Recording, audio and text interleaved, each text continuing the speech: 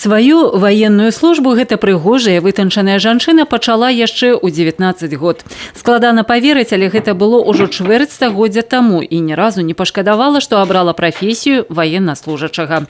Спачатку была поварам, а пасля прызвана на пасаду начальніка склада запасных інструментаў і прыладаў, якія забяспечваюць няспынную эксплуатацыю зенітна-ракетнага комплекса С-300. Разницы и отношений между мужчинами и женщинами здесь нет. Здесь есть отношения между военнослужащими, вне зависимости от того, кто ты по гендерному признаку. Поэтому, конечно же, мужчины стараются нас как-то оберегать от мужских работ.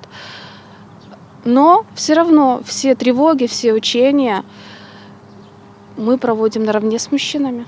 Але жанчына заўсёды застаецца жанчынай. Бадай так пашчасціла толькі ім. Прыгожая палова войска атрымлівае віншаванне і 23 лютага і 8 сакавіка. У 115-м зенітна-ракетным палку стаўленне да жанчын асаблівае, з павагай і нават братэрскай пяшчотай.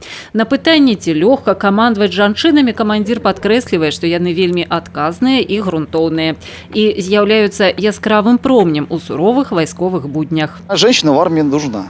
Мужчина – это сила, мужчина – это в атаку, мужчина – это вперед, женщина – это наш тыл, это наш быт. Калі вайскоўцы стаяць на варце бяспекі нашага жыцця, то прафесія медыцынскай сястры радзільнага дома ля вытокаў кожнага жыцця, што з'яўляецца на свет. Амаль чвэрць стагоддзя ў раддоме працуе Алена Завадская, распачала свой шлях медсястры ў Пінску, пасля перавялася ў Брэст. На пытанне, якой мусіць быць працаўніца радзільнага дома, Алена адказвае: чула як маці і вельмі мужнай, каб забяспечыць належны прафесійны ўход усім маленькім пацыентам.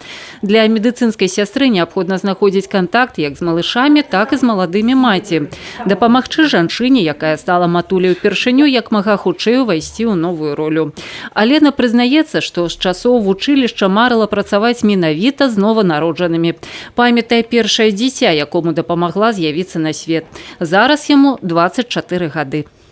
И да, у меня были случаи, когда я встречалась здесь, в Брестском роддоме, когда подходила мама этой девочки и говорила: ой, а вы знаете, вы выписывали мою доченьку, а сейчас я забираю внученьку. То есть вот такие моменты в моей жизни, конечно, были. Это очень приятно, осознанно, потому что ты подарил когда-то жизнь, ты ухаживал за этим ребеночком, выросла девочка, которая родила собственного тоже ребенка, и вот, скажем, через поколение они пришли опять сюда, опять ты с ними встречаешься. Дзе б не працавала жанчына, яна заўсёды застаецца прыгожай і чулай, каб зрабіць свет больш яскравым і цёплым.